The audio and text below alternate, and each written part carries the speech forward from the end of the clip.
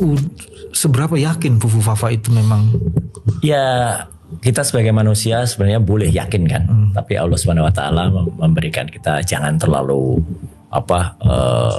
sempurna gitu, karena kalau kesempurnaan kan milik Allah. Ya udahlah 99,9% lah. 99,9%. Yang 1% itu sisakan kalau ada, misalnya kalau di survei itu kan ada margin of error gitu. Nah itu 0,1%. 0,1% margin error. Ada hubungan antara Fufu Fafa ini dengan RKGBN. RKGBN. Ya gitu. Dan RKGBN ini ternyata juga pernah ada satu hal yang lucu ya waktu itu, dia kehilangan atau lupa passwordnya. Dia nggak bisa login. Oke. Dan itu dia menyebutkan atau dikonfirmasi oleh orang yang sangat dekat dan namanya sangat kita kenal sekarang. @kaisang_p.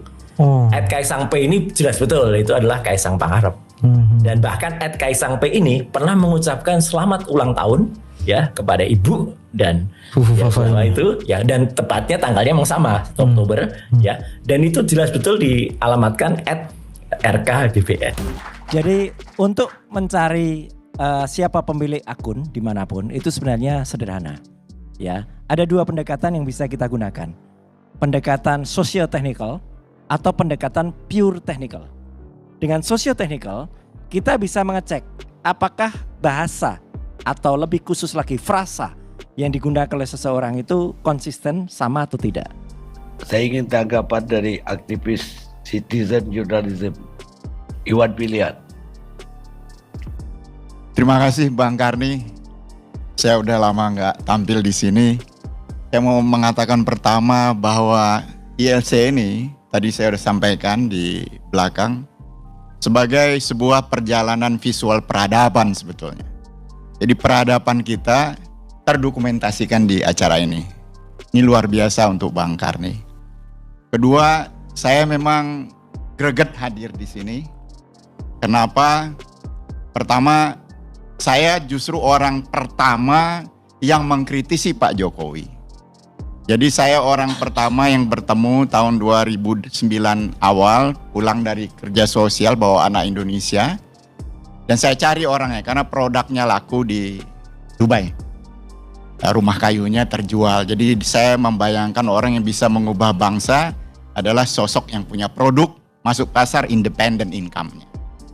Dan saya juga orang pertama di medio Februari setelah sehari sebelumnya bertemu Pak Jokowi di istana. Itu ADC Pak Sigit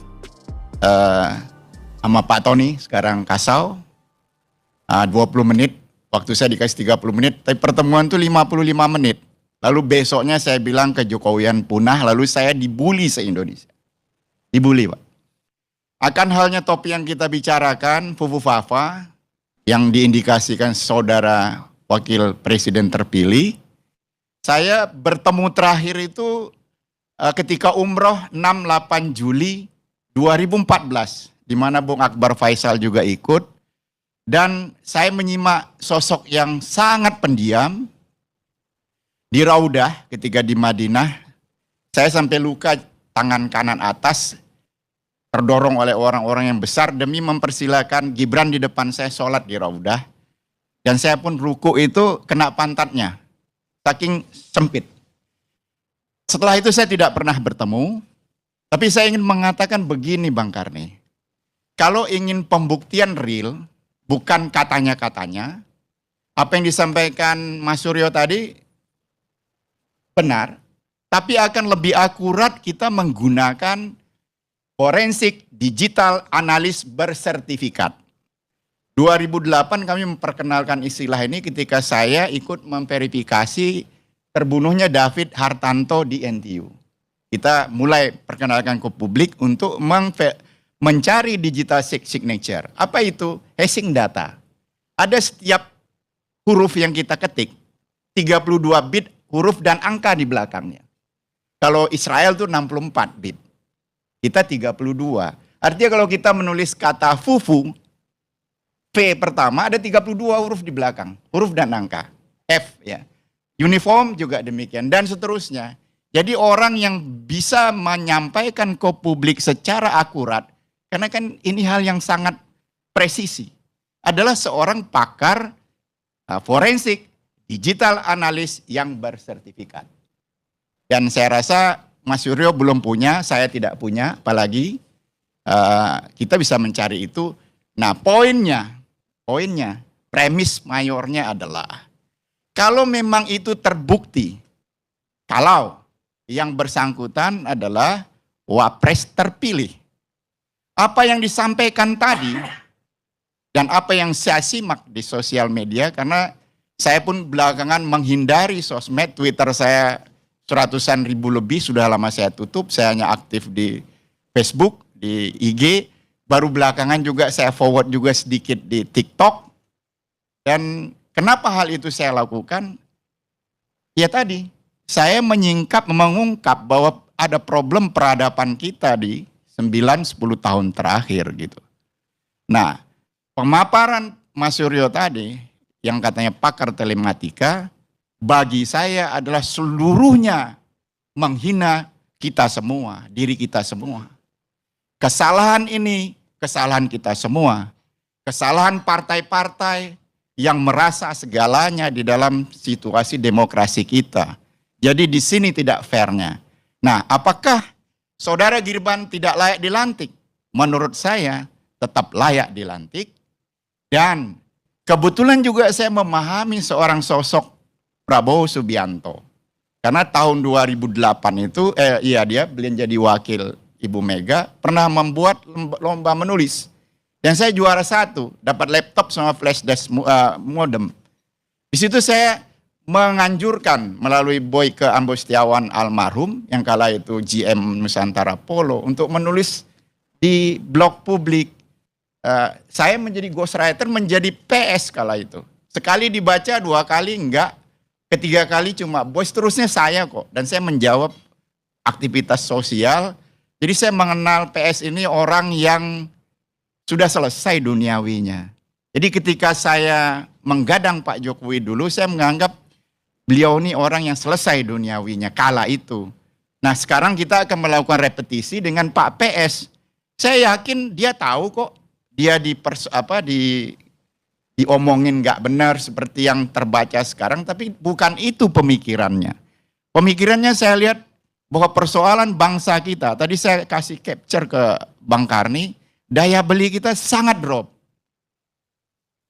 Miring ke kiri, terbukti dari hari ini kredit yang tidak diambil oleh pengusaha itu, walaupun sudah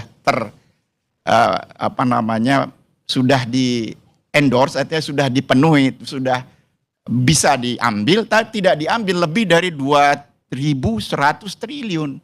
Kenapa mereka nggak mengambil itu? Karena berproduksi buying power lemah. Iya kan? Nah, Pak PS ini kan seorang jenderal, bintang 4, dengan basic keluarga juga terdidik,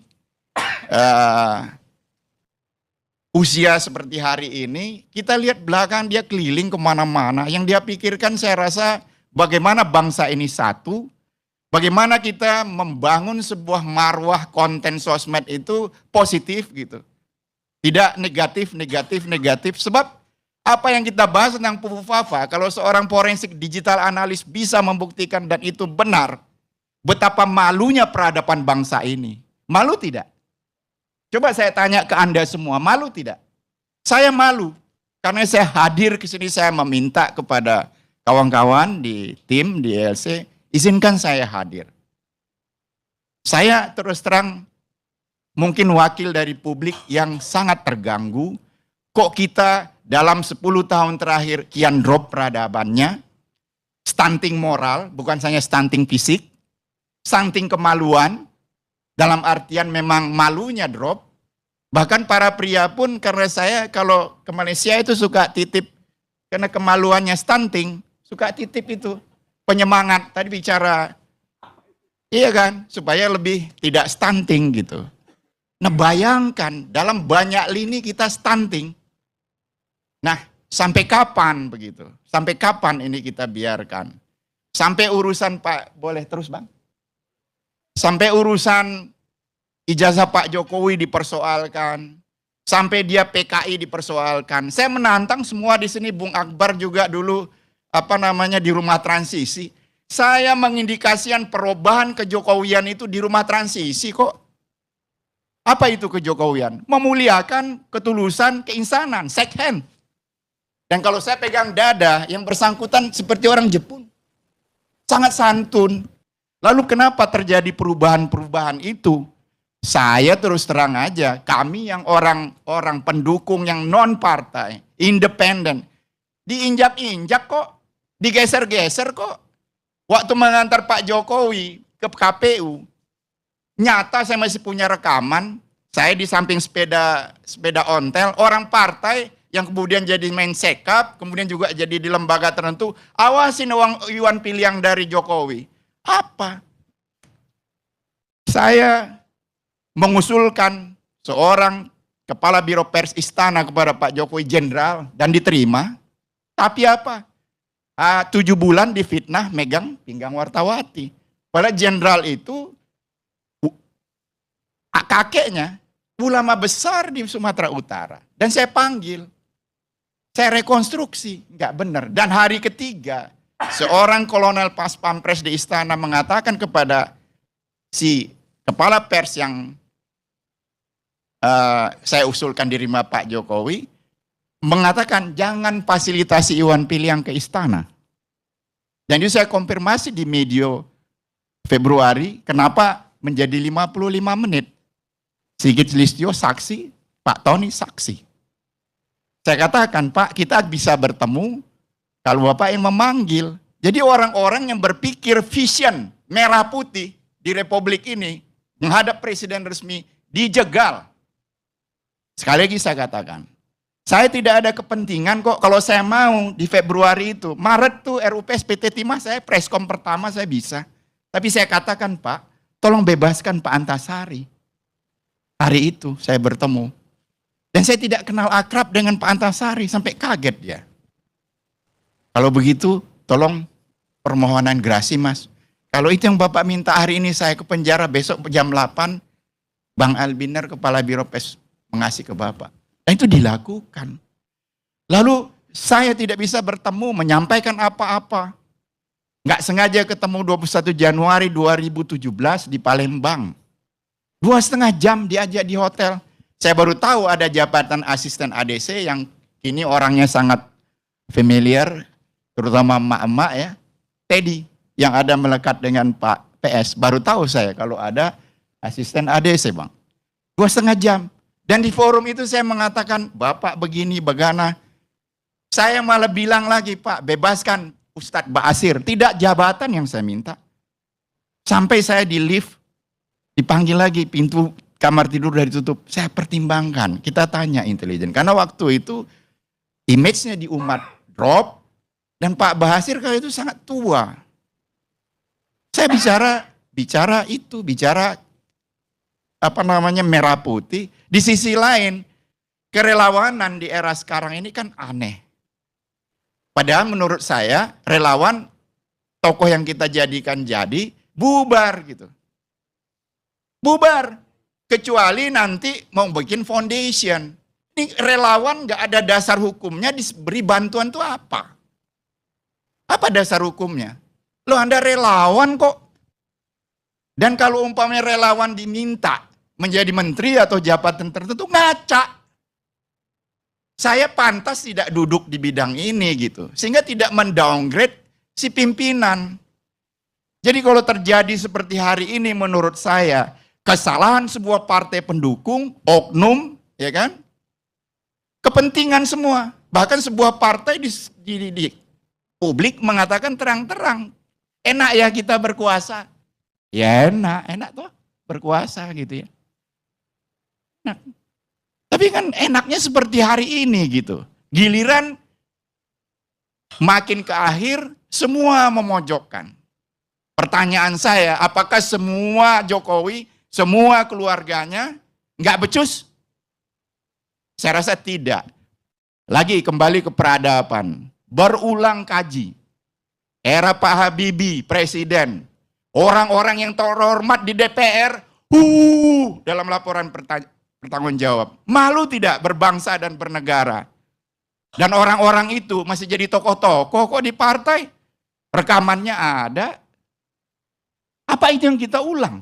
Sementara karyanya yang hebat, mana didukung negara?